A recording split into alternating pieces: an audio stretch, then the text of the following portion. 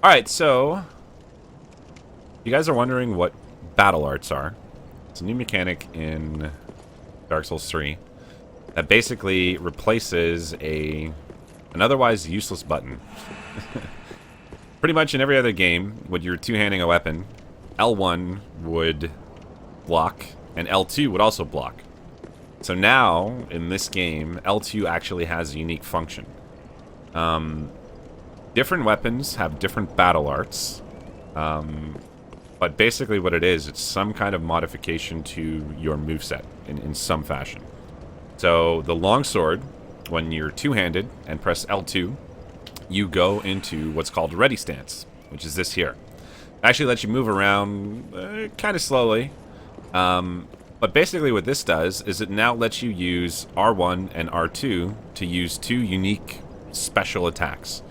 The longsword specifically has an R1, which is a kind of uppercut attack. This attack will guard break.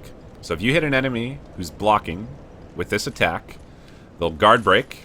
And in this game, as soon as you guard break, you are now eligible to get riposted. So you can do some pretty crazy combos with, you know, guard break L1, or guard break R1, run up, riposte. Really, really cool. The R2, while you're in the special form, has a little charge with the same kind of thing. It's a heavy version of that attack. Pretty straightforward stuff. Different shields will give you different benefits. So this is a small shield. Pressing L2 with a small shield will parry. But the larger shields, or I should say the medium-sized shields, instead of parry, pressing L2 will actually bypass the restriction for needing two hands to use a weapon art. So it's basically like quick access to weapon art attacks, which is kind of neat.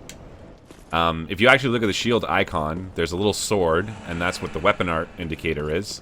Whereas this has a little parry-looking icon, and that's so you can tell what the individual shields do.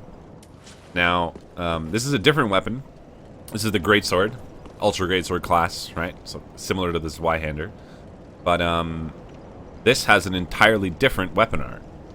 What this weapon does is you do this lunge kind of attack, and the lunge itself doesn't really do anything itself as far as damage is concerned. What happens is, during that little dash, you have super crazy hyper armor. You have a damage reduction as well. And same thing, so you can press R1 or R2 to follow up with different attacks. R1 is just a normal swing, so you cancel out of using additional resources. Just do a regular swing, and that's it. But if you happen to use the R2, something real fancy happens.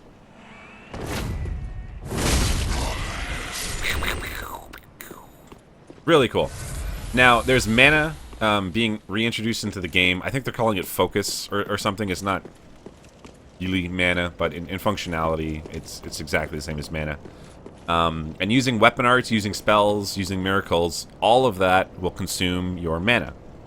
So even melee-based characters still have some benefit to using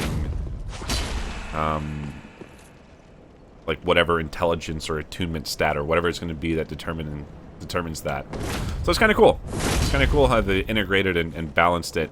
Different weapons have different arts and things like that. The two that I have at the moment are just the sword and the greatsword.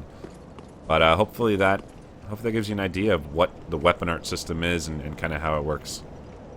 It really changes how to approach weapons, and something relatively minor like that has actually had a pretty big impact on how I approach combat to this game now.